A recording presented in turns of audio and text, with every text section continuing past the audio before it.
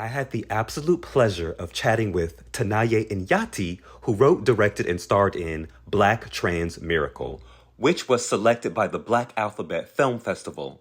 The film festival takes place October 11th through the 13th. Visit the website blackalphabet.org to secure your tickets. Now, stay tuned for our interview. You wrote, directed, and starred in Black Trans Miracle. Of the three roles, what was the most challenging in the creation of the film? It's actually so hard sometimes to know why you're making a decision or where you're stuck when you're wearing like different hats. And I think that was the hardest part, was that keep maintaining the boundaries can be quite difficult. Like I tried things like when we were in rehearsals, like putting a jacket on or taking it off, depending on whether I was in the scene as an actor or like giving notes as a director. And it was quite difficult to do those things. I think writing was difficult because I was doing I did 12 passes of the script or something, but it was like a film where so much of what's important depends on what's unsaid, the subtext, and that depends on playing off actors, not really on writing things down in a really prescriptive way. So I think I learned from that I'm so interested in improvisation and in what a specific person can bring to it. Like Selena, who played Tam, did a lot of interesting things that I literally never would have thought of, but they worked so well. It's like that specific personal insight that only that actor can bring. So at a certain point, writing started to feel almost like silly and unuseful. And yeah, I was really in my head. Moving from that into now I have to be embodied as the actor, that was quite difficult. And also staying in the scene as the actor and not being really self-critical and trying to give myself notes inside the scene. A lot of it comes down to how to care for myself. Did your feelings about the character change after living in the skin of the main character as an actor as opposed to writing the character? That is a really good question. I don't know. Did it change? Yeah, I think what happened was I just kind of threw out a lot of stuff that I had imagined as the writer being important and just trusted myself and my instinct a bit more.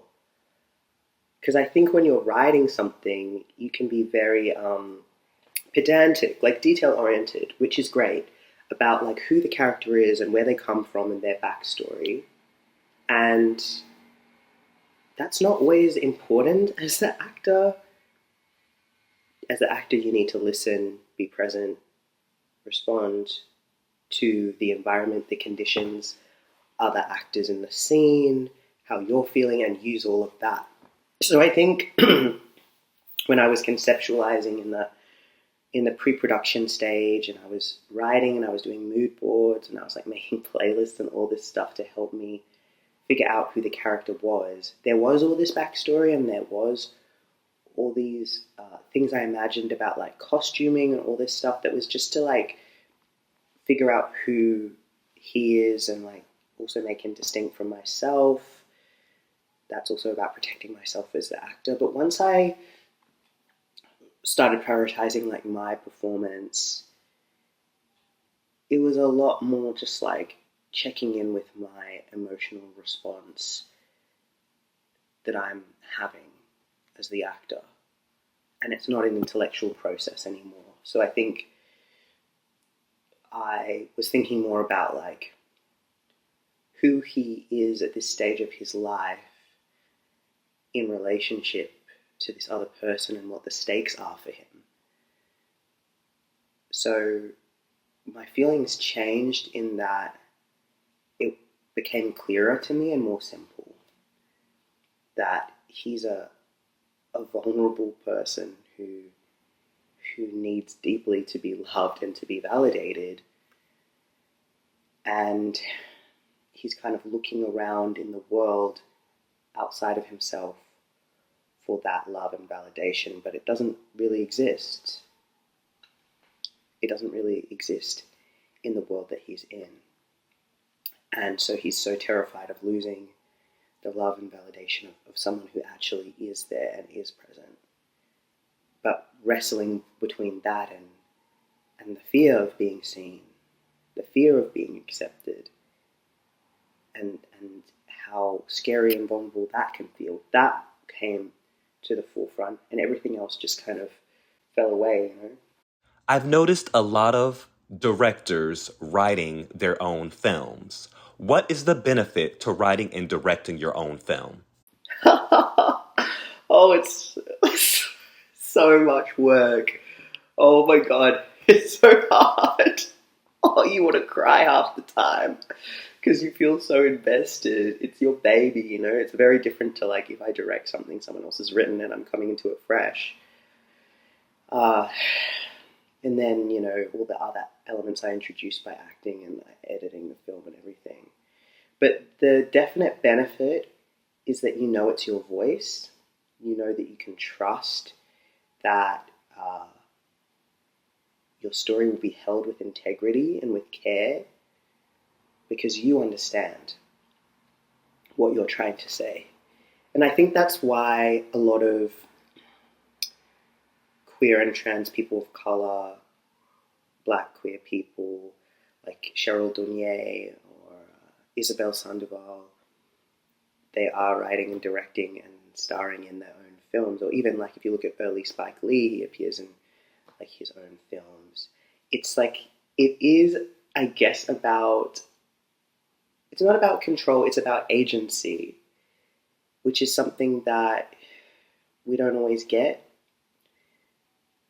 in the entertainment industry for like black trans people in particular. Like, there's so many exploitative images of us, and trusting someone else that you may not know at all to portray you in a humanistic and compassionate light can be pretty hard, especially if it's something you've actually lived, right? So I think the benefit to writing and directing your own story is just that you know it's held with care and you can set the conditions. And that's actually a pretty major thing that not a lot of people get, like particularly for actors. It's like this constant like kind of jumping into the unknown and trusting that someone else is going to catch you, which is a beautiful thing. But yeah, there's something unique to having the opportunity to shape your own world inside this story. It's like a different kind of portal, I think, that really helps you imagine the world that you want to see, to alchemize the hurt and the pain that you're walking through the world with. There's something in there that's like actually pretty sacred and magical to me. So I think that's like the really great part about being able to write and direct your own work. Your director's statement reads, "The project came about from a personal desire to see more nuanced, complex, and compassionate portrayals of Black trans life on screen." And it continues, "When you're so used to having to police and manage your appearance, having to be perfect in order to be respected, it's hard to put your walls down and be vulnerable. How did you create a space where you and the crew felt safe to put down your walls?" Yeah, I can't answer on behalf of other people, so I won't. I think I can speak to a little bit of like the rehearsal process, and working with the intimacy coordinator was a big thing that helped me. Personally, I felt more relaxed because I don't know anything about choreographing movement, and that's what you do with an intimacy coordinator, is you're pre-planning the kinds of intimacy, the kind of touch and movement you're going to do with your scene partner or partners. So that helped a lot for me. I felt less stressed and I could be more present. And I think that helped to have a more to have a more naturalistic, relaxed dynamic in the scene between Lindani and Tam. There's a sense of security because we knew what was going to happen and we planned it out and we practiced it beforehand. I think it seems counterintuitive, but I do find that if you rehearse a lot, sometimes that's the thing that lends itself to feeling really natural in the moment and being really present in the moment. So intimacy coordinator Beck Fortuna was like a really big part of that. Shout out Beck. And there was a lot of queer and trans people on set, and I think that helped a lot. Andy Johnson, the producer, kind of got everyone to go around on the first day and talk about something that they wanted to get from the experience and what they were excited about, which I think really helped to set the tone. And then it's just like practical stuff like everyone getting fed enough, and stuff like name tags with pronouns. We did that at least on most of the days of the shoot. A lot of it is stuff that seems pretty boring, but it lays the foundation and it is really important. It's really important. So I think I would say it's stuff like that. Yeah. And for me, I just had to find times that I could step out and be by myself for a moment so that I could decompress.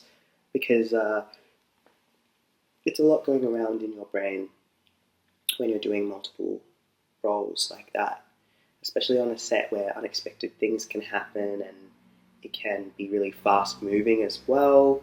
It's just like you need time to decompress. You need a quiet corner. You need to go outside and like stretch and like put your face to the sun, you know, like it's just so key. You can't spend all day inside, and it's little things like that that it's like you'll notice the change in mood. Like you feel the vibe shift when people are like, oh my God, there's food. Oh my God, the sun is shining. We get to go outside. Like, so I don't know, you can't underestimate the importance of the small things. What do you want people to feel after they watch the film? I would like a sense of catharsis, a sense of emotional release, maybe some like introspection, like, I think I wanted it to feel quite uncertain or intense or like anxious or stressful, like so that there could be this final release at the end. That I think that's about tapping back into like reconnection with your heart and like what's on your spirit, you know, because that's the journey that this character Lindani is going on, is about awakening to the love that is already there. You know, it's like go where the love is.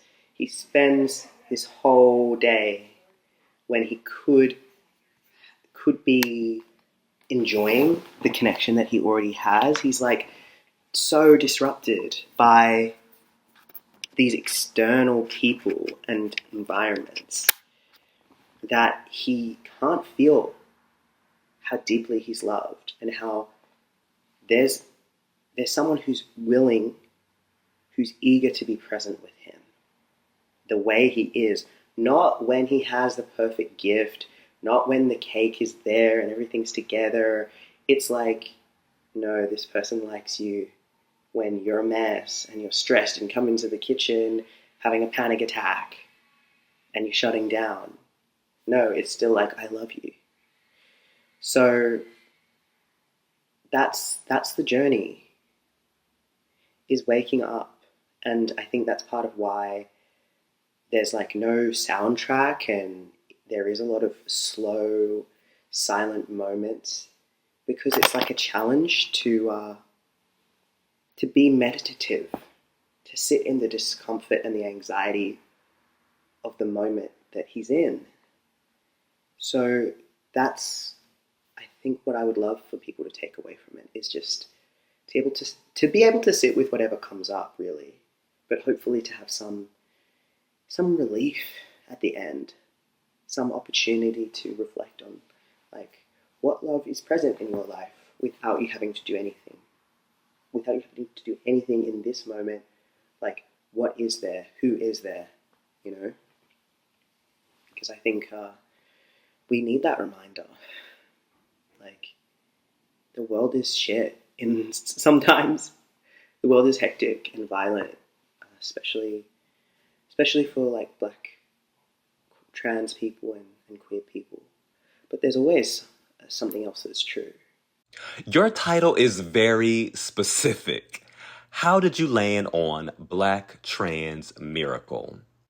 How I landed on Black Trans Miracle was my friend Seth, shout out Seth, has a clothing business called Vain Boy Apparel, and I was thinking, I want like clothing to be a part of this story, and like what's something really transmasc to me is like the hoodie, like the like oversized hoodie or whatever.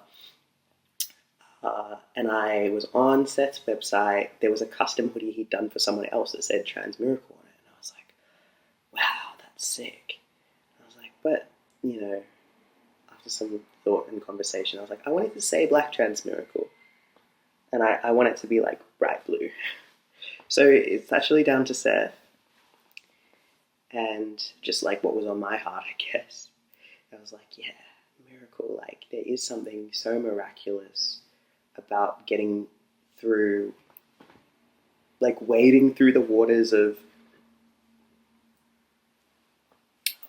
this really intense fear, doubt, uncertainty that you can feel, especially as a trans person who's choosing to medically, legally, socially transition, whatever the case may be. Like that early stage, I don't know, for me, it's like it felt so exposed and embarrassing all the time. Like, you can't go anywhere without people having something to say about how you look, deciding like what you are, or wanting to talk to you about it. It's overwhelming. Like, there's literally nothing you can do. It's like you're on show for the world all the time. And then when you just are starting to pass, it's still like, you still feel like that person who was constantly having to be on your guard. And that's the point that this character is at in the story. Of like, okay, well now I'm just like walking down the street and people don't think anything of me. I'm just like, I'm passing. But internally, that's not the relationship I have with myself. Like, and a lot of passing is like learning, like, yeah, to police yourself. It comes with a lot of shame. So I was like, what's the counter to that? Okay, like, affirming that it's actually miraculous to make it through all of that. It's miraculous. It's not guaranteed. So when you put in all that work, and when there's love available to you, that's miraculous. Like, so I think that really stood out to me. So I guess it was like a collaboration. I think what happened was that was into the script, and one of my supervisors, Sandra, shout out Sandra, Suberis, I think. Sorry if I'm saying that wrong. She was like, oh, like, why isn't this the name? Actually, why isn't this the name? This is good. I have a controversial question to ask you. Should LGBTQ plus roles be only played by LGBTQ plus actors? No.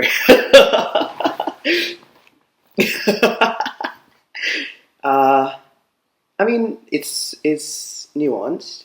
I don't feel that I have rules in my head about it, but I think like so many people have said already, but I think it's so true that like it's very frustrating to see when so many actors are struggling to get work who are LGBTQ, especially trans actors, especially trans actors who are people of colour, who are black. It's very frustrating to see someone who isn't from the community at all, who maybe hasn't even done any research or spoken to someone from the community, get that role. That is annoying.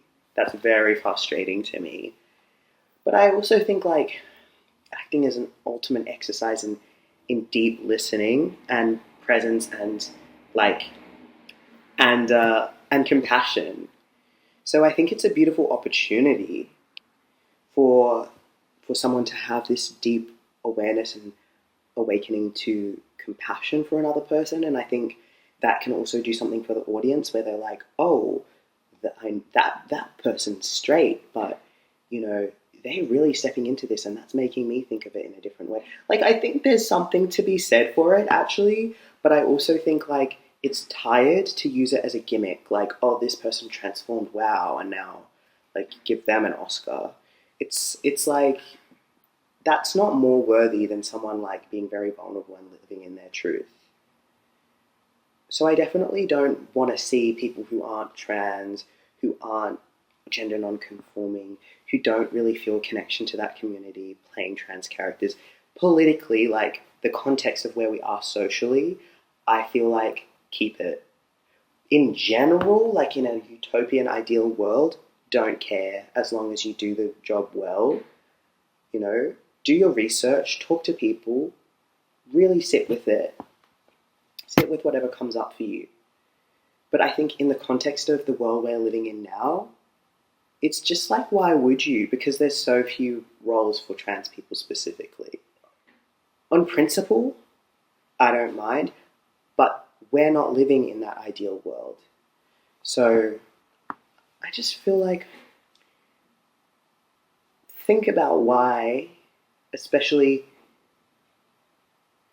if that person is someone who walks into a lot of audition rooms, who gets a lot of work, who doesn't have to worry about roles not being written for them.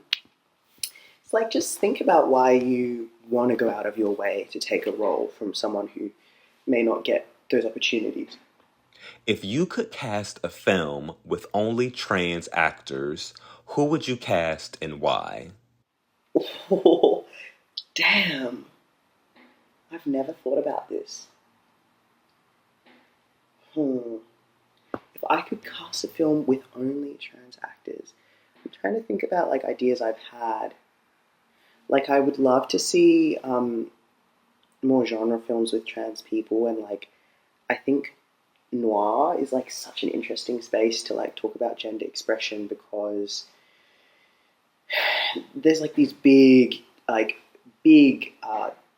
of archetypes that play out, like the femme fatale, the girl next door, and then there's like lone wolf brooding detective. It's like so hyper masculine, hyper femme that it's like intensely camp to me.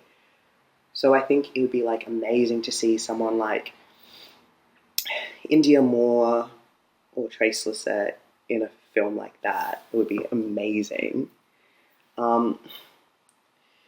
There's not, I feel like there's not as many visible trans mask actors who are not white.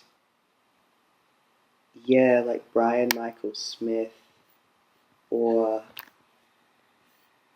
there was someone else that I don't know his name. But yeah, like that kind of type, in like that would be fierce, I think, to me. Like in a neo-noir, like police story, like Double Indemnity vibes, Blade Runner vibes, you know? I think that would be amazing. Or like magical realism, like witchy fantasy vibes as well. Like, yeah, India Moore just has such a great face as well. I feel like it's giving like oracle, you know, like it's giving shamanic priestess. I don't know what the gender neutral word is for that. But yeah, I would love to see some more like moody, sensual work about trans people that is just like respectful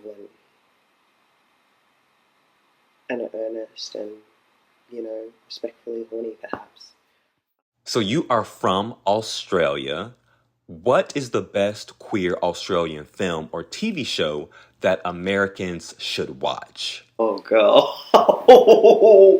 Oh, we're starving down here. We're starving. What is the best? Oh, God, I have to think about this one. Because the thing that you should know is that Australians don't actually watch a lot of Australian film and TV. And it's a problem. Like, it's a problem that is trying to be remedied. Because for so long it was really white. Like, people my generation don't watch a lot of it. That is starting to change now, though. There is a couple shows that have been on that I can shout out. Erotic Stories. It's like each episode is like a different story. And there's a few episodes in that season that are very queer that are really interesting to me. The last one, Mask Up, I think, was really interesting. And there was another one that was about kink and disability that was really amazing to me. Heartbreak High definitely has some queer people in it. And I feel like that's something that's like, I don't know, there's a vibe around that I feel like would really appeal to Americans. And there was a really sweet film that I saw a few years ago, Ellie and Abby and Ellie's dead aunt or something, that is like just like teen movie vibes, like high school, coming of age, little like romance. That was sweet. And one that is more indie of an age, that's worth checking out. Just like a bit of a 2000s throwback moment, you know, falling in love. And Swift Street on SBS, that TV show, has some queer characters in it. Yeah, lots of beautiful black people on that show. Definitely recommend. Yeah, I think those are my... Oh, I'm watching Sissy at the moment as well, a movie that's queer. Okay, that's literally not at all one, but... I have a final question for you. Queer history is not taught in schools, and queer stories are often erased. Who is one person in queer history that you would like more people to know about? Ooh, that's a really good one. That's really good. There's a few people. Stormy de la Veille or de la Veille. I don't know. Yeah, but like, they are so cool and interesting. I feel like I find it really fascinating that like we're in this moment now where now that we have all this language around transness that we didn't have before, it's like that like retrospective regendering of people that's happening. It's like, I don't know, like maybe Stormy was just like genuinely a very happily butch woman. Maybe not, but I find that interesting. Like, and I don't understand why people don't want to play in the like not knowing. Like, it's interesting, and I think I would love to see more about like people that we just don't actually know, like for sure, how they identified, or how they would identify by like these Western gender constructs that like we have now. Because transness is also like that language comes out of like the Western gender binary as well, because trans means across. So in its own way, you know, it's also part of Western thinking about gender still. And I just think it's interesting to think about people who are no longer with us in these ambiguous ways without trying to label them too much. So definitely Stormy. Someone I'd love to have people know more about. Also, like, in terms of people here, there's a beautiful Aboriginal trans woman who's called Crystal Love Johnson, who I think everyone should know about. And actually, there is like some documentary stuff about her that you can watch. I think Black Divas, she's in. Yeah. If you want to watch it, it's called Black Divas with a Z. Is there anything else you would like our viewers to know about you or your film? You can follow me at Tinaye Buffalo on Instagram. TinayeBuffalo. This has been an absolute pleasure. Thank you so much for taking time out of your busy schedule to chat with the Black Alphabet Film Festival. Have a wonderful day.